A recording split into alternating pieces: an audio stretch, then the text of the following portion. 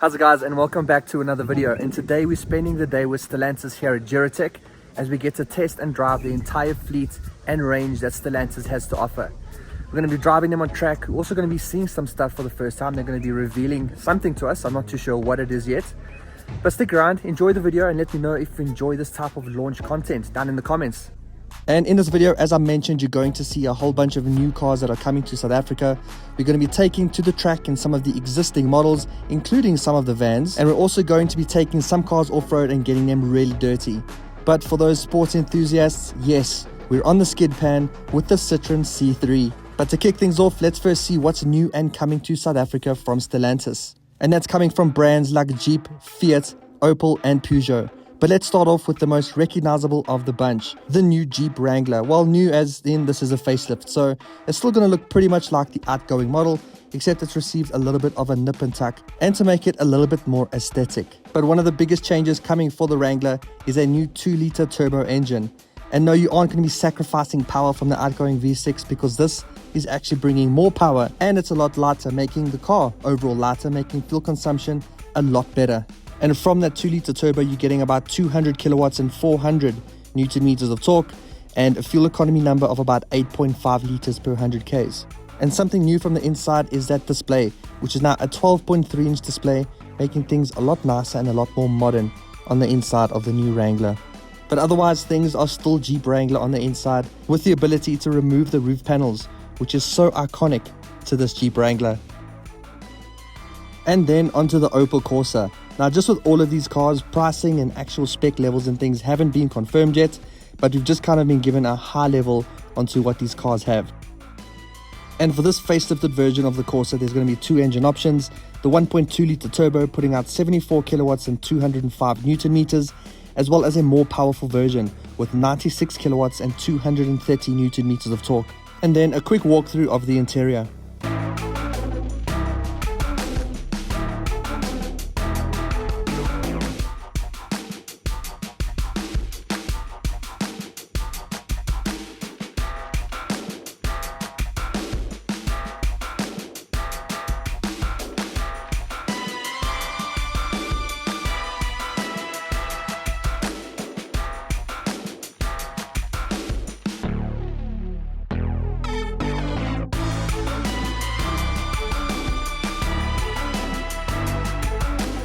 And then onto the new Fiat 500.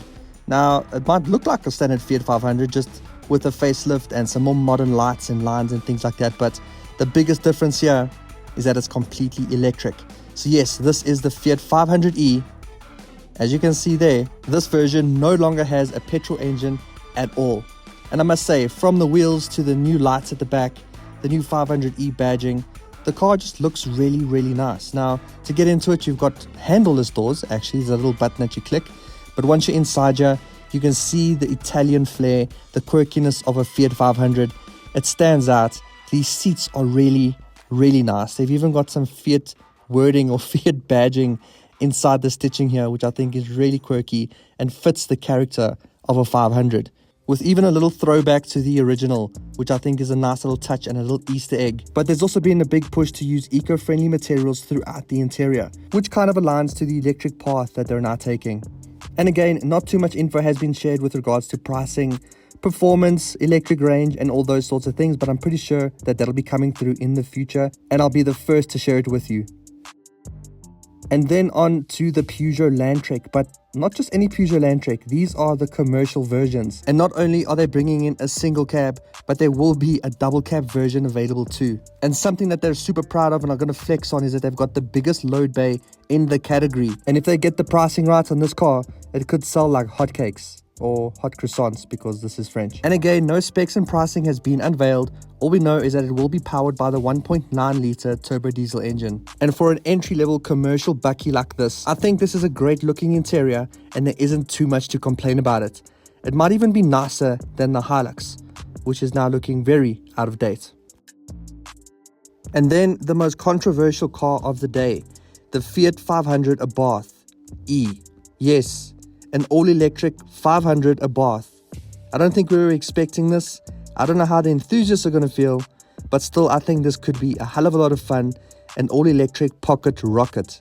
It's got all the Scorpions, it's got all the sporty appeal, it's got really cool mags, it's got Abarth branding everywhere, no exhausts because there's no engine.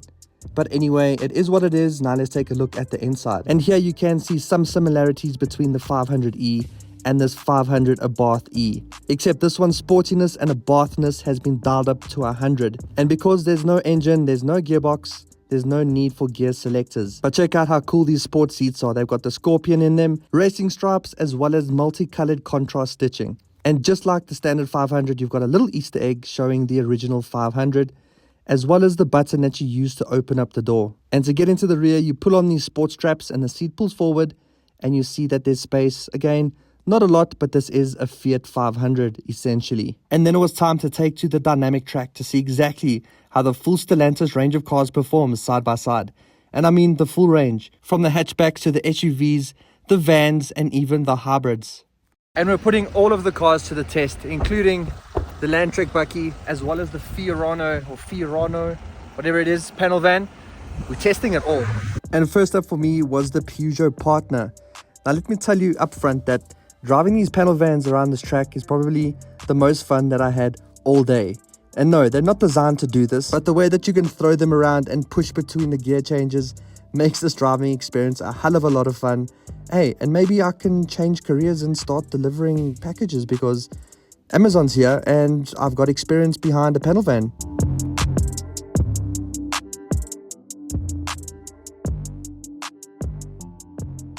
And then it was time for the smaller and more nimble Fiat Fiorino. And if you're wondering who's in the car with me, that's my co-driver Harry from SA Cars and Sneakers, and you'll be able to find him on Instagram and TikTok. I've already won the challenge. There we go. I said if things don't fly around in the back, he hasn't won. Guys, don't sleep on this thing. It's a race car.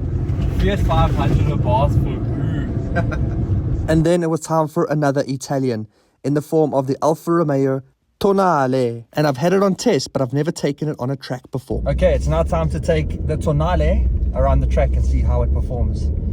Now, if it ever does go weirdly silent with me, it's because that's my concentration face. Now remember, this is a hybrid, not a plug-in hybrid or anything like that. So we'll see how this performs and if the battery tech and electricity gives us extra boost. Now the Tonale isn't the quickest car around, but what it does have going for it is the fact that it is an Alpha, and with it being an Alpha means it's got the handling and dynamics of a sports car that makes you want to keep driving. Definitely turns in better than the panel van. Nah, I miss my Fiorino. Now we have traffic. Come on, Landtrek. Okay, it's now time to test out the Mokka. So let's see how this thing handles itself. And let me just say that it handles itself actually pretty well, because if it was at the hands of a much better or skilled driver, that wouldn't have happened. But anyway, we move on swiftly because I wasn't concentrating, and that's something that's very important to do when you're driving, especially around a track. But needless to say, this Mokka is quite dynamic and it's actually a lot of fun to drive. And yes, it's got paddle shifters, and I was using them. I felt like a proper racing driver in an Opel. Press these brakes hard.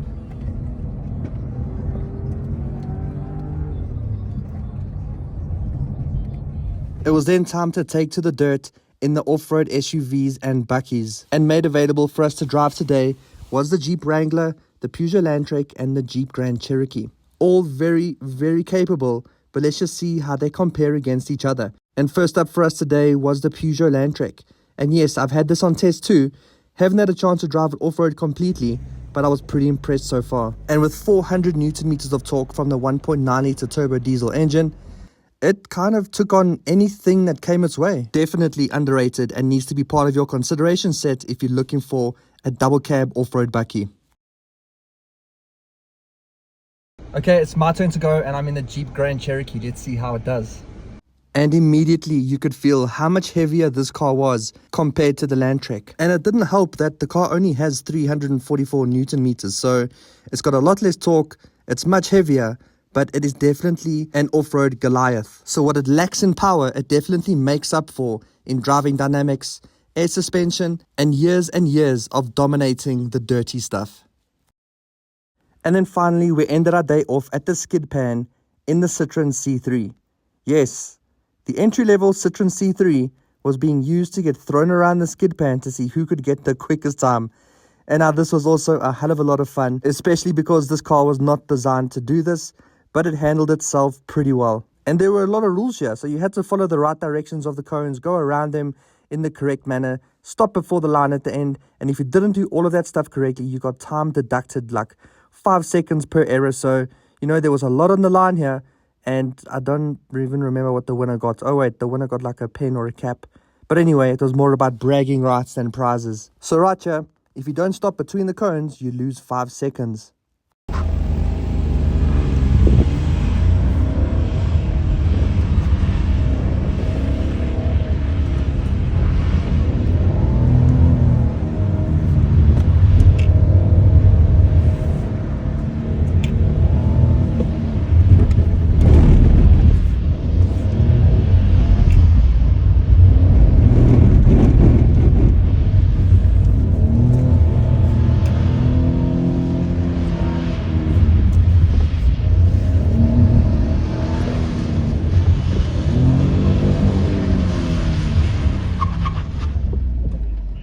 You can move forward, thanks. Oh, that was so hectic, I forgot to breathe. Now, if you're wanting to get yourself anything from Stellantis, from a Peugeot to a Citroen to a Jeep or an Opel, go check one out on changecars.co.za. They're a website that sells new and used cars, but the best thing about them is that they vet and check every single dealership that sells cars on their website. So they rat out all the weird and dodgy ones, and you don't get scammed or get taken advantage of. You only get impeccable service, which is what they pride themselves on. Their website is also like an automotive hub, where you can go check out car reviews, read articles, and even check some financial things like what can you afford per month. They've got a finance calculator, and you can even bring them quotes from other dealerships that aren't on their website. And not only will they match it, but they'll beat it too. So go check out changecars.co.za. They're also a proud partner of Greg Dennis Reviews. So thanks for watching this review. I thought I would end it on the inside of the Fiat 500 Abarth, but the electric version. I think it's pretty cool, and it's probably one of my favorite cars that I saw today. So if you enjoyed this video, please really drop a like below. And if you want to see more videos like this and other car related content, car reviews and everything in between, then make sure that you're subscribed so that you don't miss them. So until then, I'll see you in the next one. Cheers.